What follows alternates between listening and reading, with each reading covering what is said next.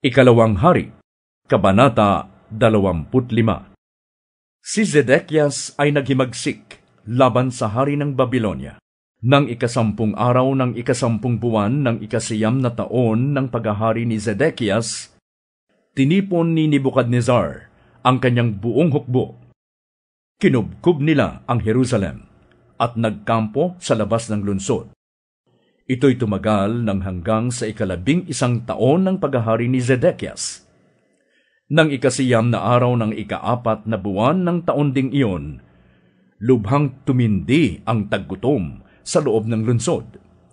Wala nang makain ang mga tao.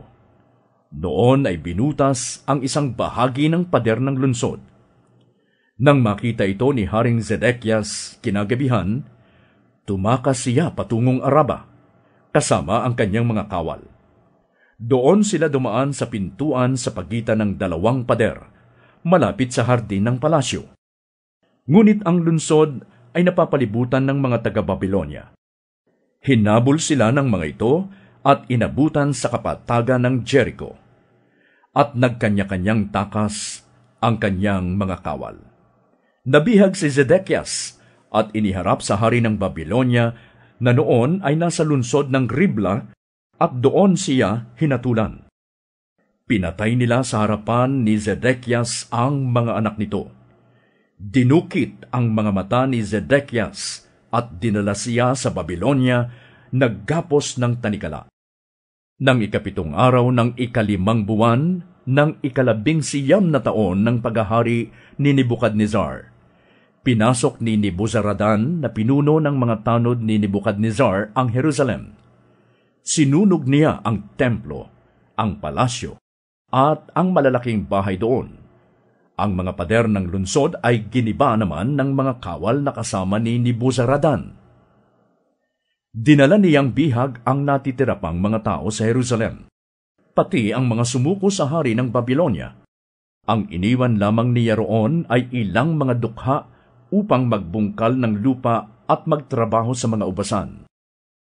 Ang mga haliging tanso, patungang tanso, at ang palangganang tanso na nasa templo ay tinanggal nila, pinagpira-piraso at dinala sa Babilonya. Kinuha rin nila ang mga kagamitan sa templo, ang palayok, pala, lalagyan ng abo, plato, sunugan ng insenso, at ang lahat ng kagamitang tanso. Kinuha rin nila ang gintong lalagyan ng baga at lahat ng kasangkapang ginto at pilak, ang mga haliging tanso, ang hugasang tanso, at ang patungan nito ay hindi na nila tinimbang sapagkat napakabigat. Ang taas ng isang haligi ay 8 metro at may koronang mahigit na 1.5 metro ang taas. Nababalot ito ng mga palamuting tanso. Hinabi ang iba at ang iba namay kahugis ng prutas na granada. Dinala sa Babilonya ang mga taga-Huda.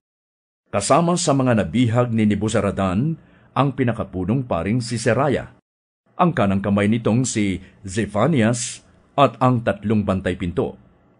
Nabihag din niya ang namamahala sa mga mandirigma ng lunsod, ang 5 tagapayo ng hari, ang kalihim ng pinunong kawal, at ang 60 taong nakita niya sa lunsod.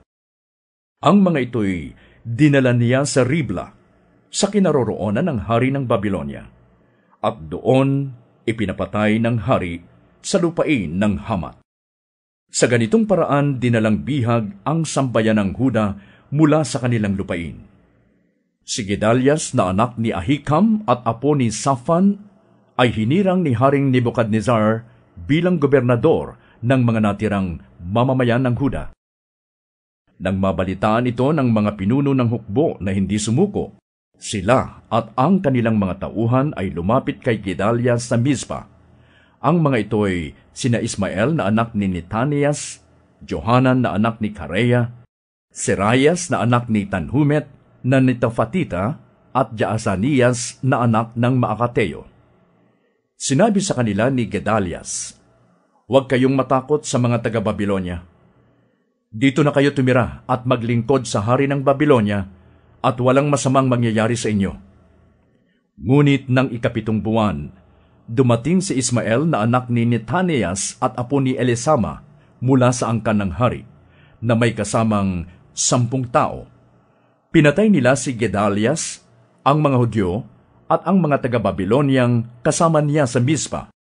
Pagkatapos, silang lahat, mahirap man o mayaman, kasama ang mga pinuno ng mga kawal, ay tumakas patungong Ehipto dahil sa takot sa mga taga-Babilonya.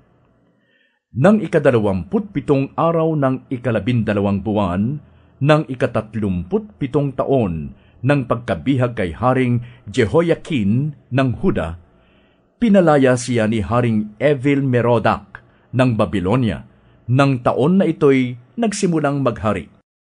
Mabuti ang pakikitungo ni Evil-Merodach kay Jehoiakin, at pinarangalan siya nito ng higit sa ibang haring bihag din sa Babilonya. Hinubad ni Jehoiakin ang kasuotan niya bilang isang bihag, at hanggang sa siya'y mamatay, araw-araw, kasalo siya ng hari sa hapagkainan. Habang siya'y nabubuhay, binigyan siya ng hari ng kanyang araw-araw na pangangailangan.